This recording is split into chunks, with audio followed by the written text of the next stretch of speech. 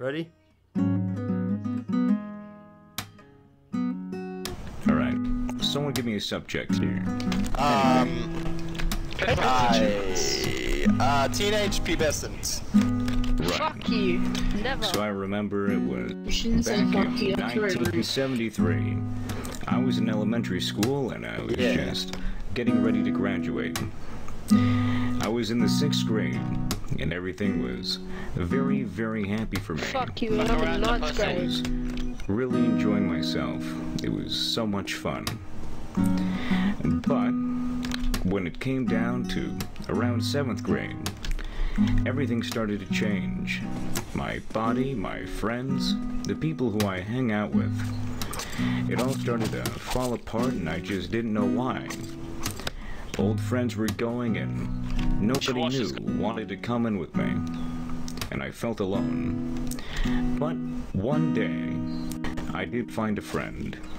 And his name was Mike. He was a pretty cool guy. Although, we did have our differences, we did hang out every day. It was so much fun. We enjoyed ourselves all the time. And even then, it just grew into such a beautiful friendship. We hung out everywhere, saw everything. It was a time to be alive. Man, we could hear the birds sing. And best of all... What are you doing here? I'm telling a story, goddammit. Oh my lord, is that the American guy that sounds like fucking...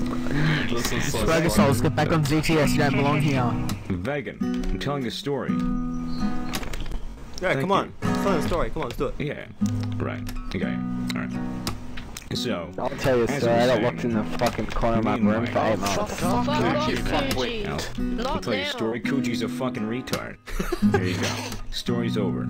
Coming down to my good pal Mike.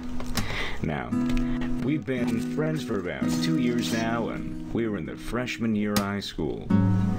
And I saw that there was a girl who spotted me around, and she really liked me, but I didn't know whether or not I wanted to ask her out. And it just so turns out that my friend Mike knew her very, very well.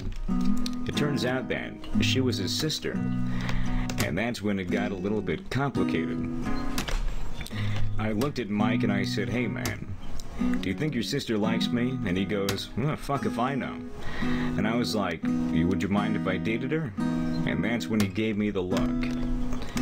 "No, you shouldn't date her, man. She's fucking nuts." And I was like, "Are you sure, man?" And he goes, "Yeah, absolutely. She's a nut." And I go, "In what sense?" "Well, she's fucked 8 guys, and is always in the room right next to mine. I lay on my bed at night with my eyes wide open, and the cardboard walls project every single sound, every moan, every grunt, every bare skin slap." And I go, "Dude, that's fucked up."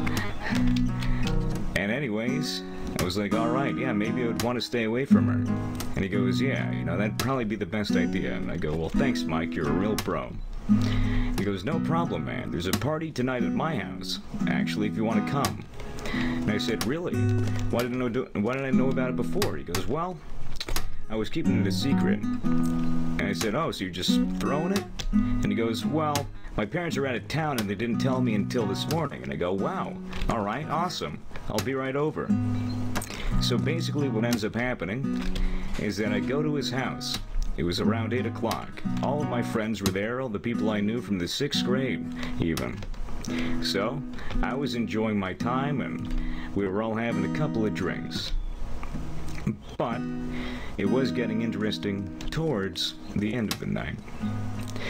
I popped open a couple of beers and was laughing with my pal Mike. And he goes, "Hey man, I gotta go to the bathroom. I'll be back in probably around 10 minutes. I go, "Alright." So I'm sitting there on his couch just enjoying myself and sipping on a beer. I know where this is going. And his sister comes around and looks at me and smiles. So I look at his sister and I go, "Hey, what's going on?" And she goes, "Not much. Hey, I have something to show you." And she grabs me by the collar. And I go, "Alright." And I put down my beer and I go upstairs. And she takes off her shirt and I go, "What the hell is that?" It was a penis, wasn't it? She had one deflated tit. And I didn't know. And I said, what is up with that? What's that? What is up she goes, with she that? goes, she looks at me. She goes, Let's scream what do you running. mean? Her head turned sideways, and she looks at me, gives me this quizzical look. And I said, your tit. And she goes, yeah, what about it? And she points to it, and I said, yeah. I said, wait, no, the other one. Why are you pointing to your other tit for? And she goes, oh, didn't you mean my tit? And I go, yeah, but not the normal one. And she looks at me. She gives me this look of disgust. And I go, well, come on now. There's something wrong with it. You should know that. I mean, you've had it. Like, don't you watch porn? Don't you know what normal tits look like? And she goes, Because well, you're on this yeah, server at just the right I get time. it. This is so good. But, you know, you don't want to have sex with me? I thought you liked me. And I said, well, I do. But I didn't know you had a deflated tit.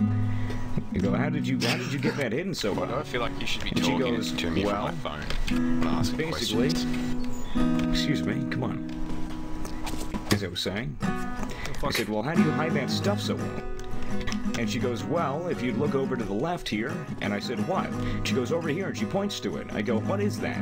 Is that a... She goes, yeah. And she nods.